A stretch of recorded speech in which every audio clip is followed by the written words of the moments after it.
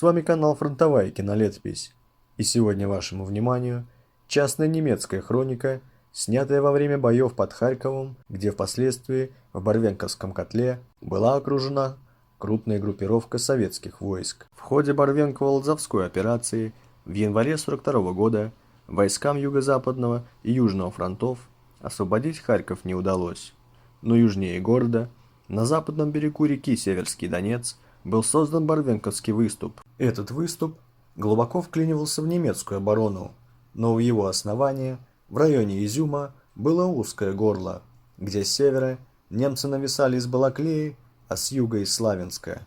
С началом весенней распутицы в марте боевые действия были приостановлены, и в это время началась активная подготовка новой операции.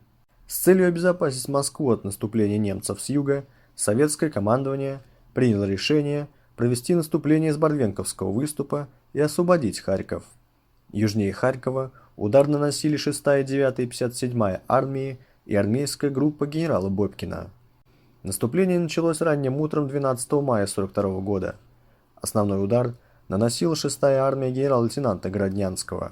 Для немцев, которые сами готовились начать наступление 18 мая, этот опережающий удар оказался все же неожиданным. На северном фланге 28-я армия Герасименко, наступая в районе Волчанска, прорвала немецкий фронт на глубину 65 километров и к 17 мая вплотную приблизилась к Харькову. В городе уже была слышна канонада, и все ждали скорого освобождения. На южном фланге действующая из Барвенковского выступа ударная группировка также прорвала фронт и вышла к Мерефе и Краснограду, создав угрозу окружения Харькова с запада. Немцы перебросили на этот участок дополнительные силы и задействовали соединения, которые готовились для удара по основанию Барвенковского выступа. Начались ожесточенные бои между Чугуевым и Старым Салтовым, откуда советские войска пытались окружить Чугуев. Немецкое командование последовательно наращивало группировку своих войск напротив южной стороны Барвенковского выступа. Им было выгодно, чтобы как можно больше советских соединений в ходе наступления втянулись в оперативный мешок. Командующий группой армии Юг фельдмаршал фон Бок вышел с предложением передать ему из 1-й танковой армии, готовящейся к удару по основанию Барвенковского выступа, несколько дивизий, чтобы остановить наступление противника. Но это ставило крест на операции Фредерикус, поэтому ему отказали и начали подготовку контрнаступления у основания Барвенковского выступа. На южном фланге 6-я армия Городнянского вела себя пассивно. Командарм не спешил вводить в прорыв 21-й и 23-й танковые корпуса, что позволило немцам перебросить войска на северный фланг и остановить наступление советских войск. Кроме того, войска Южного фронта не предпринимали активных действий, а подчиненные ему 57-я и 9-я армии, занимавшие южную сторону Барвенковского выступа, не готовились к активной обороне. Боевые порядки войск были не эшелонированы, отсутствовало инженерное оборудование местности, и глубина обороны составляла всего 3-4 километра. В процессе охвата Харькова войска несли большие потери, поскольку танки и пехота часто бросались на хорошо укрепленные узлы обороны немцев без разведки и подавления их артиллерии. Контрнаступление немцев началось 17 мая. 1-я танковая армия Клейста нанесла 2 рассекающих удара под основание Барвенковского выступа, один из Андреевки на Барвенково и второй из Славянска на Долгенькую, с последующим выходом обеих группировок на Изюм. Целью этих ударов было рассечение обороны 9-й армии Харитонова, окружение и уничтожение группировки советских войск восточнее Барвенкова с дальнейшим наступлением на Изюм-Петровское в направлении на Балаклею для соединения с частями 6-й армии на Чугуевском выступе и окружения всей группировки войск 2 советских фронтов. В первый же день наступления были захвачены Барвенково и Долгенькое, в которой был уничтожен узел связи 9-й армии, что привело к полной потере управления войсками.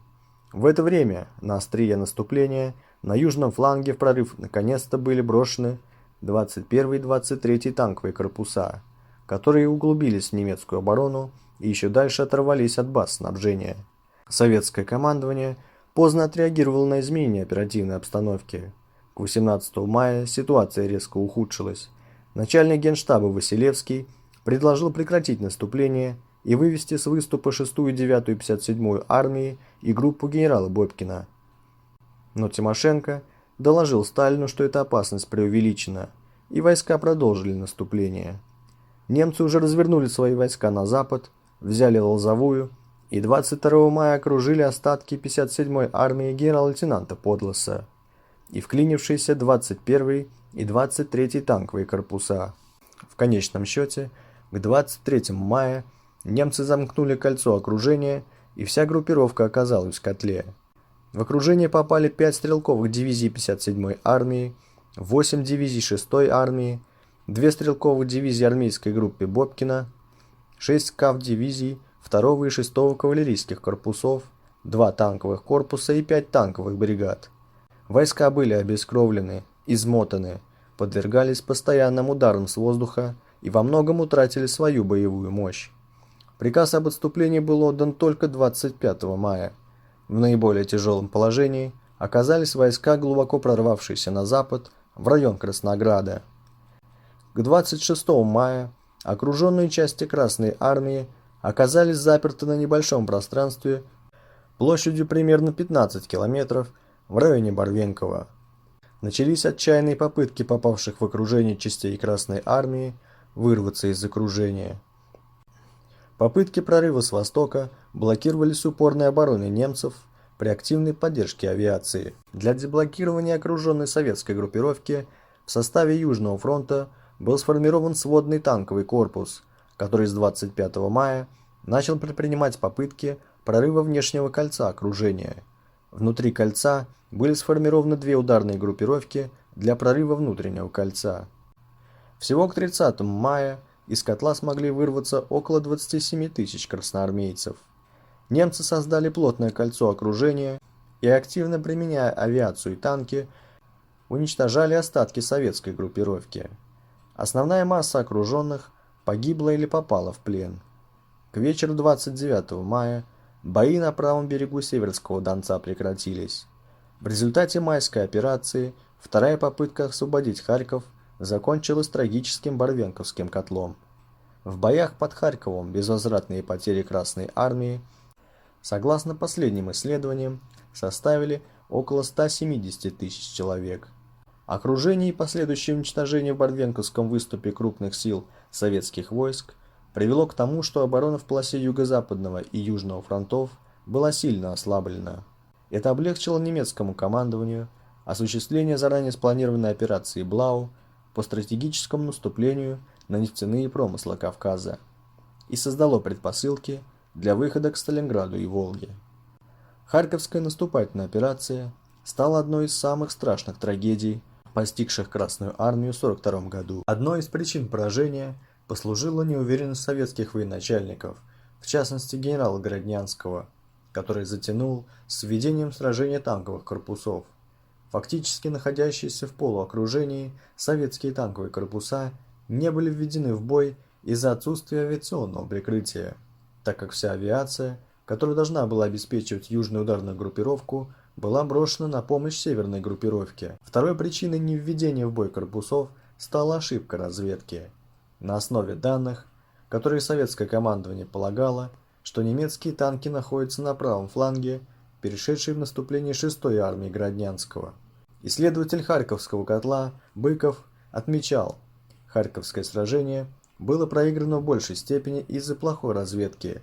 Юго-Западный фронт имел в своем распоряжении только 10 самолетов-разведчиков против 90 у немцев. Фактически Тимошенко и Хрущев перед началом операции толком и не знали, какие силы противника перед ними, и не контролировали его действия.